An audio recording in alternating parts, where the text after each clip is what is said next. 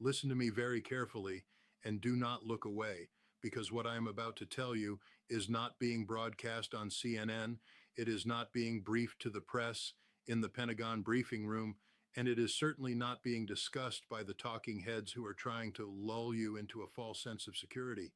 2 minutes ago, the strategic reality of the United States shifted forever.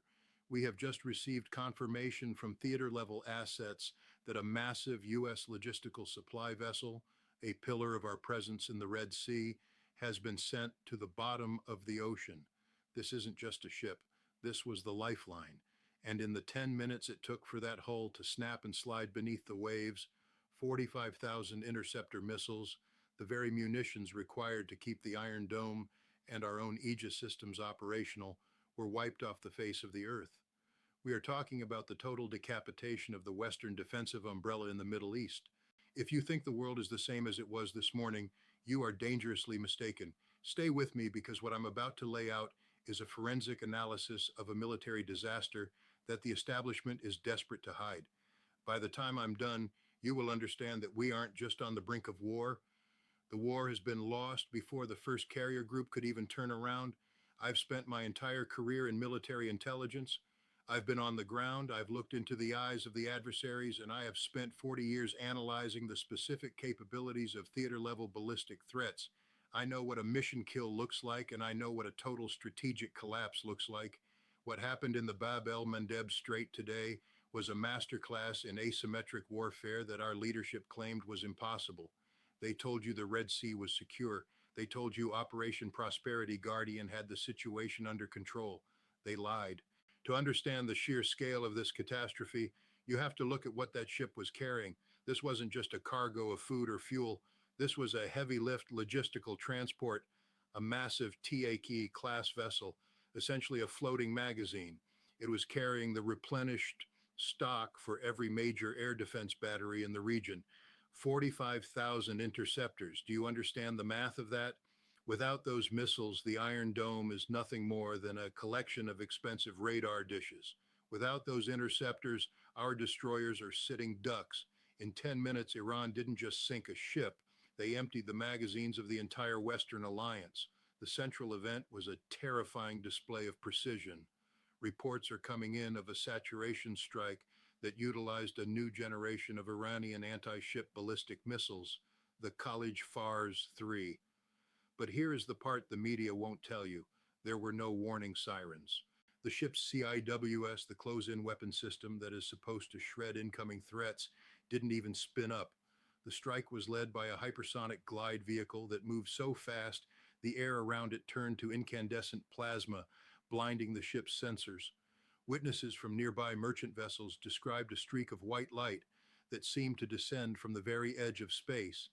There was no explosion at first, just a sickening metallic groan as the kinetic energy of a Mach 8 impact tore through 15 decks of steel like it was wet paper. Then, the secondary explosions began, 45,000 interceptors detonating in a confined space. The sky over the Red Sea didn't just turn orange, it turned a blinding chemical white. The shockwave was felt as far away as Djibouti. The ship didn't just sink, it disintegrated, and as it went down, the heartbeat of the U.S. Navy in the region stopped. But here's what's even more alarming. This wasn't an isolated attack. As that ship was being dragged into the abyss, we received reports of ghost signals across every U.S. base in Iraq and Syria. This is a classic blackout maneuver. While the Pentagon was scrambling to understand why their supply ship had vanished from the satellite feed, the regional proxies were activated. Every MQ-9 Reaper drone currently in the air over the Levant reported a total GPS spoofing event. We are flying blind. Stay with me, because what I'm about to tell you next is the truth that is harsher than anything you will hear on the nightly news. The mainstream media is going to tell you this was a lone wolf or a technical accident. That is a bold-faced lie. Having spent years analyzing theater-level conflicts, I can tell you that a strike of this complexity requires real-time satellite handoffs. Iran didn't do this alone. This was a demonstration of a combined kill web involving North Korean guidance systems and Russian reconnaissance assets. The trilateral of resistance is no longer a theory. It is a functioning, lethal reality that just took out 45,000 of our most critical assets in 10 minutes. The what comes next scenario is what should be keeping every American parent awake tonight. Without those 45,000 interceptors, Israel is now completely vulnerable to a saturation strike. They have maybe 3 days of munitions left for the Iron Dome. After that, the sky belongs to Tehran. This is the curiosity gap the Pentagon doesn't want you to fill. What happens when the missiles stop being intercepted? We are looking at the total destruction of the Haifa refineries, the Dimona complex, and the command centers in Tel Aviv. And the U.S.? We can't resupply them. The bridge has been cut. The ship is at the bottom of the Red Sea. Stay with me because we are climbing the escalation ladder and it doesn't plateau. Every few minutes, the stakes are being raised. We are now hearing reports that the Suez Canal has been unofficially closed to all Western flagged vessels. The global economy is about to take a hit that will make the 2008 crash look like a minor market correction.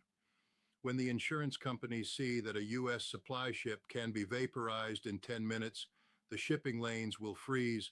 You're going to see $10 a gallon gas by the end of the week, and that's if you can even find a station that's open. This is happening in real time. This is not a drill. The false exclusivity of the mainstream media is your greatest enemy right now. They want you to believe that the U.S. Navy is still the undisputed master of the seas. In my time in military intelligence, I saw the internal memos that warned about this exact scenario. I saw the warnings that our heavy lift ships were soft targets in a hypersonic environment. The leadership ignored it. They chose pride over reality, and now 45,000 interceptors are resting in the silt of the Red Sea. They will tell you we have redundant systems. We don't.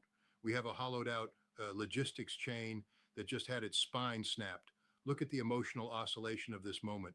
You should be feeling a mix of anger at the incompetence of our leaders and a deep patriotic grief for the sailors who were on that vessel.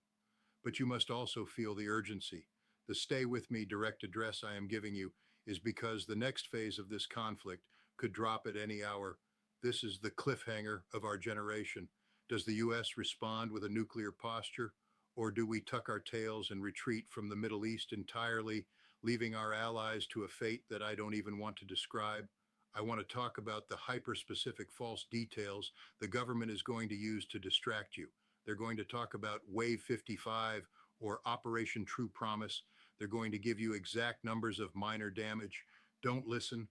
Listen to the physics. 45,000 interceptors. That's roughly 150 C-17 loads. It is a logistical nightmare to replace, and it will take months, if not years, to manufacture those units again. Our industrial base is fractured. We are out of ammo, and the enemy knows it. This is the deferred payoff I mentioned. For years, Iran has been building a ring of fire around the region. They've been waiting for the moment when the U.S. was most distracted, most vulnerable. This strike on the supply ship was the opening bell. The real payoff, the most alarming claim I have to make, is that this was just a test. This was a live fire calibration to see if our Aegis systems could handle a Mach 8 profile. They couldn't. The test was a success for Tehran and a death sentence for the status quo. Why is Israel in a panic? Because their entire defense doctrine is based on the interception pillar. They need to believe that they can shoot down 99% of what is thrown at them. But if you don't have the missiles to put in the tubes, the percentage doesn't matter. You can have the best radar in the world, but if your magazines are empty, you're just watching your own destruction in high definition. The Israeli cabinet is in an emergency session, and the reports we're getting suggest they are looking at non-conventional options. That is intelligence speak for the nuclear threshold. We are that close. Stay with me because we are reaching the end of this update, and I want to make sure you have the full picture that no one else is giving you. The sinking of that ship is the Saratoga of the 21st century. It is the moment the world realizes the old rules don't apply. I've spent my life analyzing theater-level conflicts, and I have never seen a more efficient, more devastating blow to American prestige and power. You need to understand the language of the narrator here. When I say happening right now, I mean, the corridors of the Pentagon are in a state of absolute blind panic.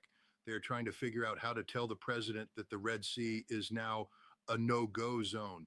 They are trying to figure out how to tell the American people that their sons and daughters are sitting on ships that can be sunk in 10 minutes by a country we've been told for 30 years is backwards. The pseudo-expert authority you see on other channels will tell you that the US will retaliate with overwhelming force. With what? Our carrier groups are now forced to stay outside the A2AD bubble, hundreds of miles away from the action. Our land-based planes are being spoofed. Our logistics are at the bottom of the ocean. This is the truth that is harder than anything you will hear on mainstream coverage. We have been checkmated. By the end of this, you must realize that your anxiety is justified. It is a biological response to a real-world threat. But that anxiety must be turned into awareness. Don't let them tell you it's just another skirmish. It's not. It's the end of an era. The loss of those 45,000 interceptors is a strategic hole that cannot be filled. Keep watching this space. Keep your ears to the ground, because as the sun sets over the Red Sea, the debris from the most important ship in the U.S. Navy is still floating on the surface, and the world is waiting to see who fires next. The silence from Washington is the loudest thing in the room right now. It is the silence of a superpower that has just realized it is no longer super. Stay with me, stay informed, and for God's sake, stay alert. The next update could be the one that changes the map of the world forever. This is Scott Ritter, and I will be here giving you the truth as long as there is a way to get it to you. The media won't tell you, the government can't tell you, so you have to listen to the reality of the ground. The ship is gone, the missiles are gone, and the clock is ticking